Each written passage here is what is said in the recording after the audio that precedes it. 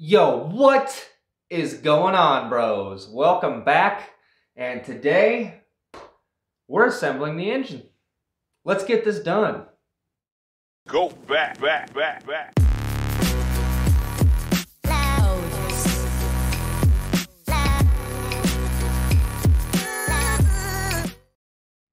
Alright, so I do believe that this is everything that we need. Otherwise, obviously, I will cut in at the end of this and show you more stuff. To go from having our engine looking like this with, you know, mechanically complete but no covers, and then this is everything to bring it to this. So what we're going to need first of all is our oil pan and the baffle that goes on the bottom side of the block underneath of the connecting rods. We're going to need our valve cover. We're going to need our two front timing covers. We're going to need the oil pump. We're going to need the there's this J looking pipe that comes on the bottom of the engine. I took mine out, you may not have. The chain for the oil pump, the front sprocket for the crankshaft, oil baffle screws, oil pump tensioner, oil sensor, oil filter housing, and the camshaft adjuster magnet. And lastly, we're going to need the bracket that holds on our air pump and alternator. I think it's an air pump. You're going to need your harmonic balancer, along with your radiator fan idler pulley assembly. All of these items back here are for the valve cover, and I took them out of it when I pressure washed this. Everything here has been pressure washed. Everything all the way across except for on this side has been pressure washed. I suggest doing that to get rid of all the grit, and then use a flathead screwdriver to get into places like this and around in here and scrape all that stuff off, just so that you know in the future where oil leaks come from. So we want to make sure that we get this as clean as possible while it's out, because once it's back in, we all know how lovely it is to do stuff on the engine while it's in the car.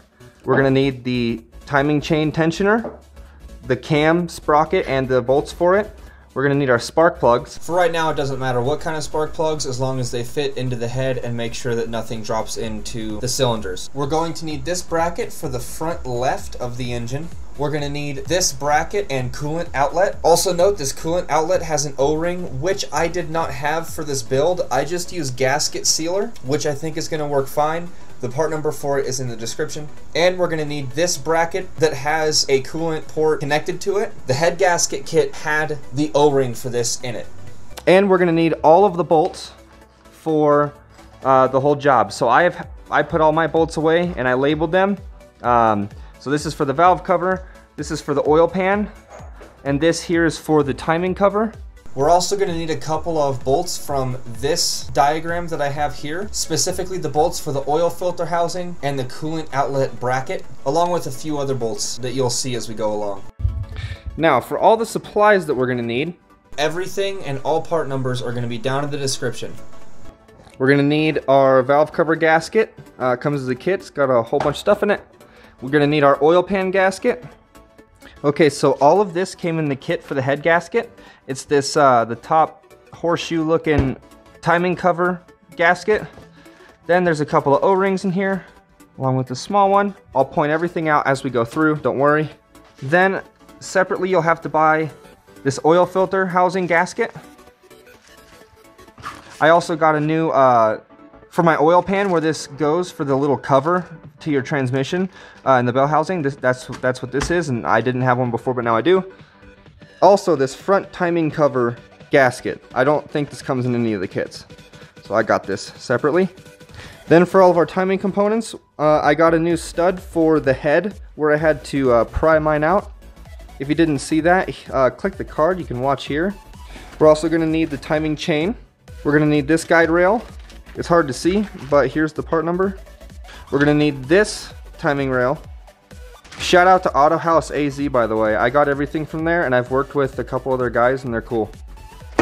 They have a bunch of Mercedes parts, so shout out to them. This is the rail for the top, for the timing chain, up next to the cams. And that's everything for the timing. The oil chain guide. I have not gotten mine yet. It's going to be here either today or tomorrow.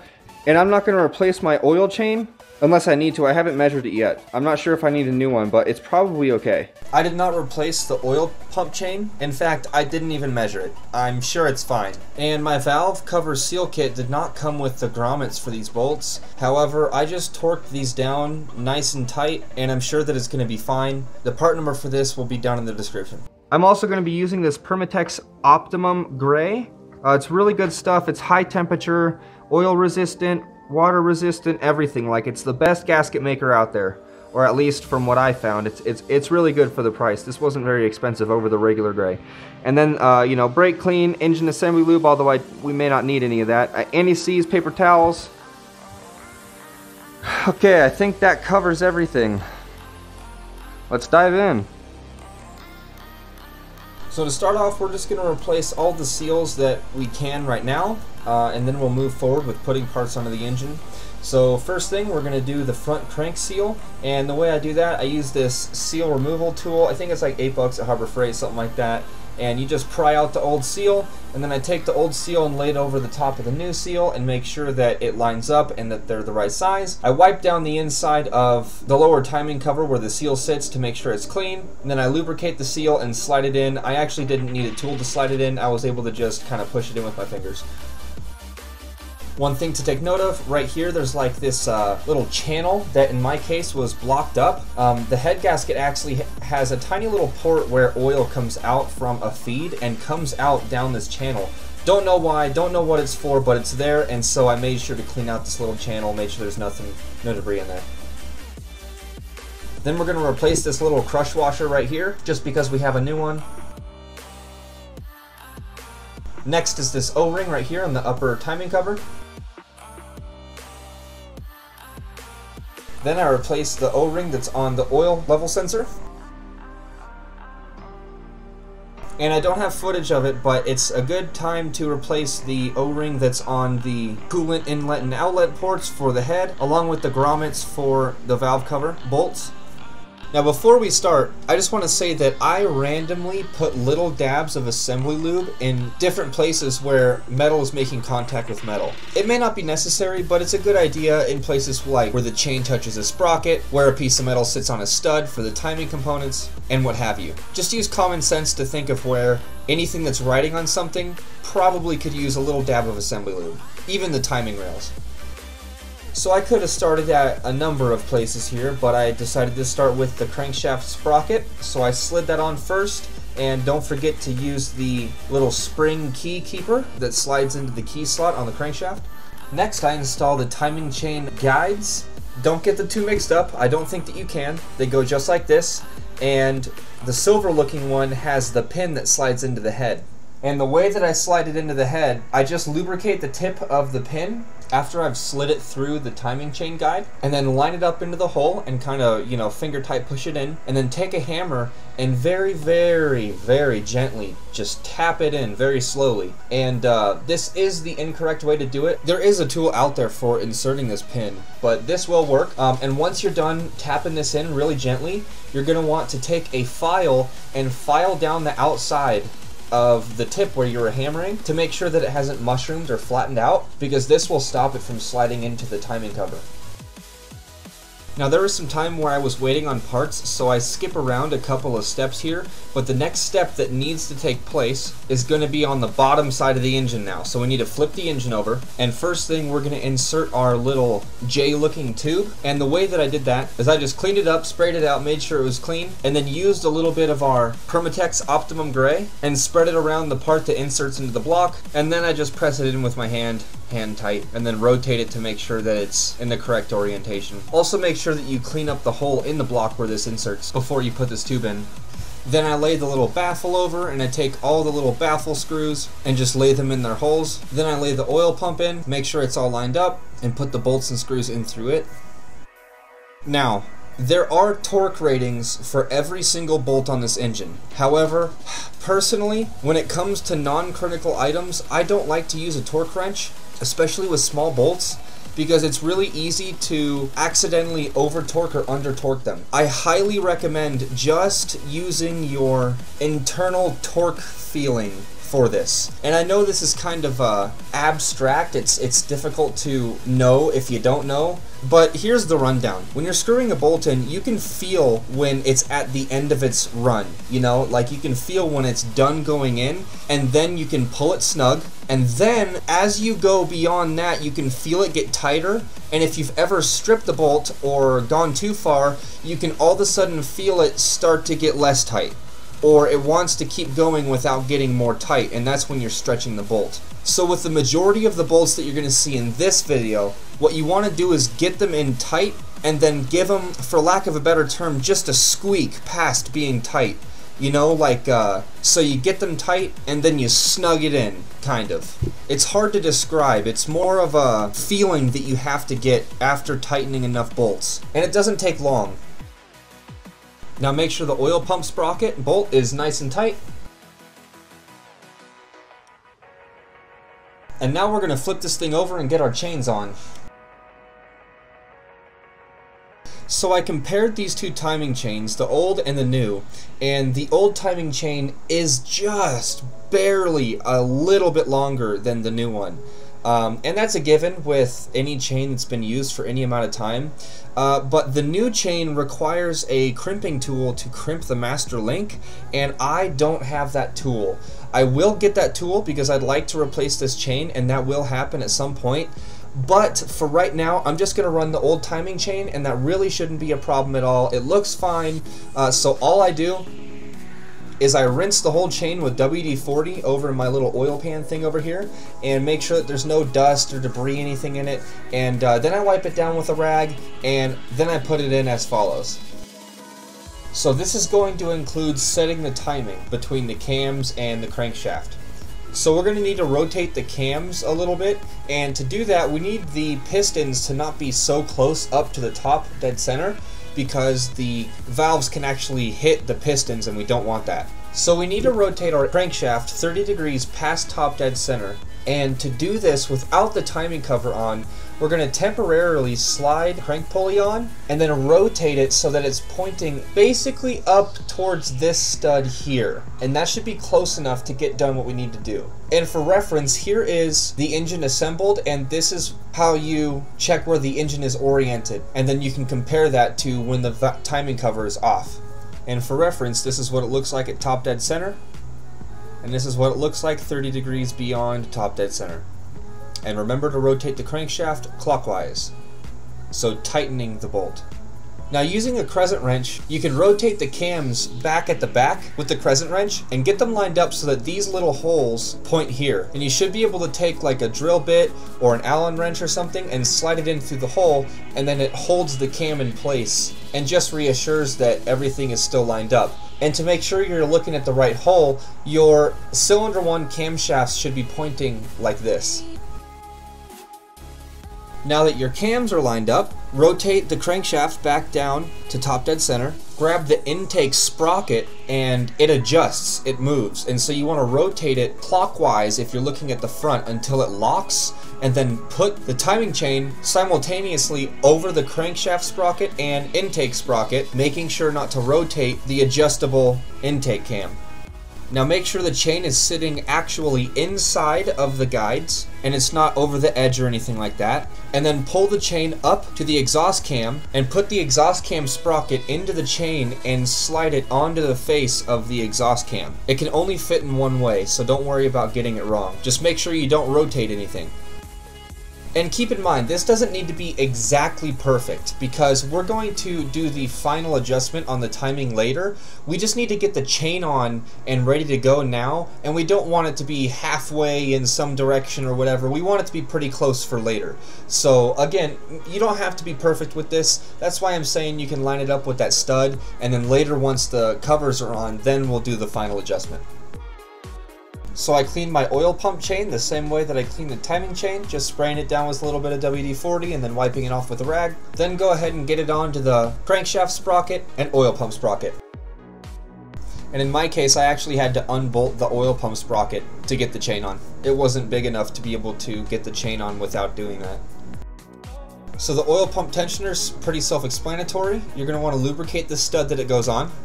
Slide the little sleeve through the spring and slide the spring and sleeve onto the stud and have the part of the spring that sticks straight out pointing into the block where the block has a little stopper there, and the part of the spring that points down should be on the outward side away from the block.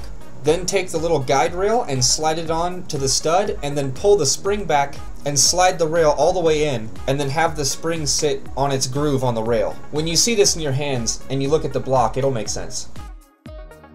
Now for this next step, we're going to need these components here, along with our lower timing cover.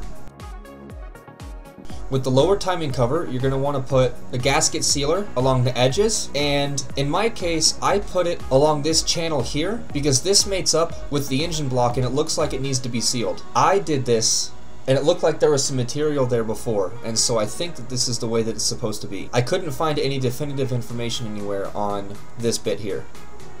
So unfortunately, everything here has to go on all together because bolts go through different things and then through the timing cover.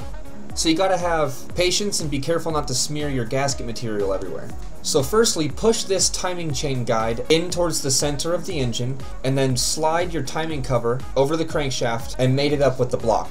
Then I made sure it was all the way in place by tapping it lightly with a hammer. And then I grabbed my radiator fan pulley, put it into place, and it only goes in one way, you can't put it in backwards. Now there's not exactly a sequence to these bolts for the lower cover. Some things need to go on first and then bolts go in through them. For example, the right side bracket and the left side brackets obviously have to be on first before bolts can go all the way in and tightened. So here's what everything looks like by the time that I'm done. And just keep in mind when you're doing this, you don't want to tighten anything yet. You want to just get everything hand tight until all bolts and nuts are on, and then slowly go around and tighten them all down nice and snug.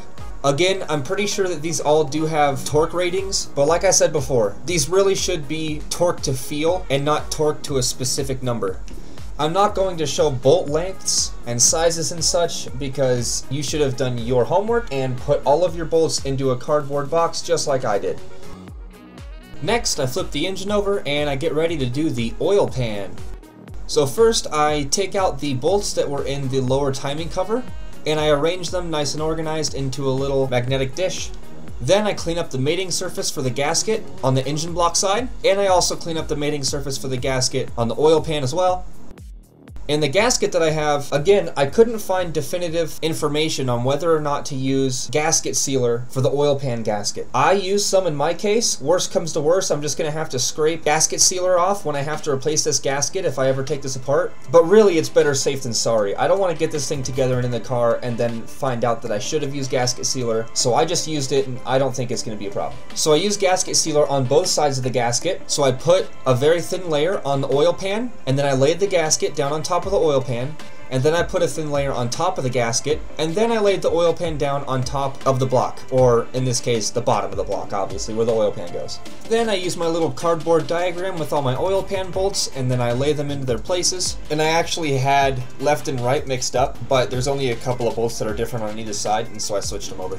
And there's a couple of bolts towards the rear that I did not put in because they're for the rear seal, and I need to take the engine off of the stand to get the rear seal on, so I'm going to leave that out for now. And again, for each one of these bolts, I torque them down using my intuitive arm torque settings.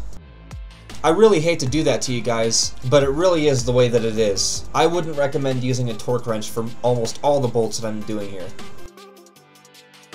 Then I put the little bell housing transmission cover there towards the back of the oil pan. I put that on, and then I put the oil level sensor in, and finally I torqued down the drain bolt.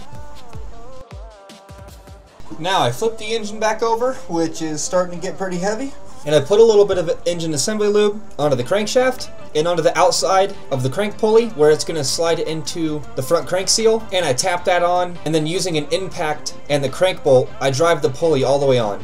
Now I'm not going to torque the crank bolt down all the way right now. I'm going to wait until the end of the build when everything is set. Now is the time to double check your timing and make sure that everything is lined up. Now that we have the cover and pulley on and everything is in place, this is the time. If it's off, you want to pull off your exhaust sprocket and lay the chain over the front portion of your intake cam sprocket where there aren't teeth, and then rotate anything that you need to rotate to get things to line up. Remember, if you're going to move the camshafts around, the engine needs to be at 30 degrees past top dead center, and you only rotate clockwise at this point, especially if you have your timing chain laying across your camshafts, because you don't want the intake cam adjuster to move counterclockwise. Once you're relatively confident that your timing is set okay, we're going to torque down the bolts for our exhaust cam. So I highly recommend using some type of thread locker. I'm just using some blue thread locker.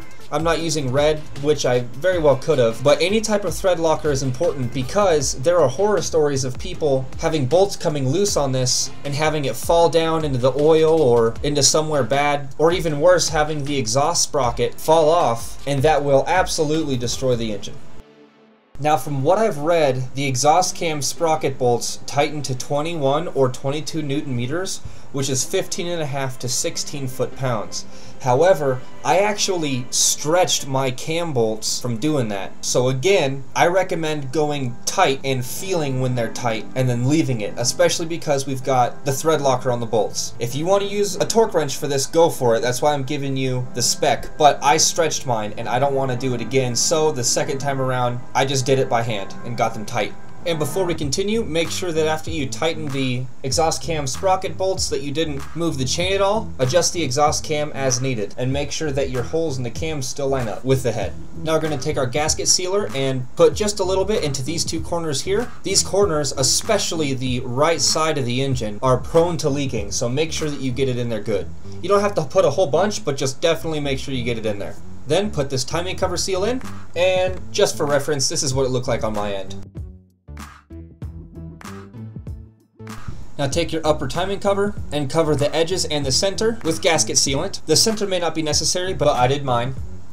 And thanks to Team Love Tap, they had a great suggestion to use a piece of thin sheet metal with oil on either side to help give you time to properly locate the upper timing cover into place. So the sequence is as follows. First, put the sheet metal down onto the timing cover seal on the lower timing cover. Then you take your upper timing cover, and in my case, I put the upper chain guide on first and then pulled the chain over the top of the chain guide, which was not a problem, and then slide the upper cover into place. It might be a little finicky, and you might have to use a little bit of force, but eventually I did get mine into place. And for the upper chain guide, if you're looking at the engine from the front as we are here, the double hole goes on the left, right here. Then get these bolts in and pull the upper timing cover into place. And don't forget this coolant outlet and bracket that go in the center. There's two bolts that go through it to pull the center into place as well. Again, I don't have torque ratings for these, I just torque these to feel. Then once you've got these bolts snug but not super tight, go ahead and gently wobble your sheet metal out and check to make sure that the timing cover seal right there has not come out of place as you pull this out. And note, when installing this water outlet right here, in my case I used gasket sealer to make sure that it's perfectly sealed. The main reason why I did this is because I reused this O-ring instead of using a new one because my kit did not come with one. Now for the chain tensioner, it's relatively simple. You unscrew the cap and pull the spring out and then push the center piece through and out the tip, and then you end up with all the pieces like this. Then you're going to want to wipe everything down and apply a little bit of assembly lube to everything, and then take the center pin and slide it into its housing until the first click, and it'll look just like this. Then, without forgetting your crush washer, you put this into the side of the timing cover and then tighten this down nice and tight with a long ratchet. And I believe the factory spec for this is 80 Newton meters, but I just used a long 1/2-inch ratchet and tightened it tight.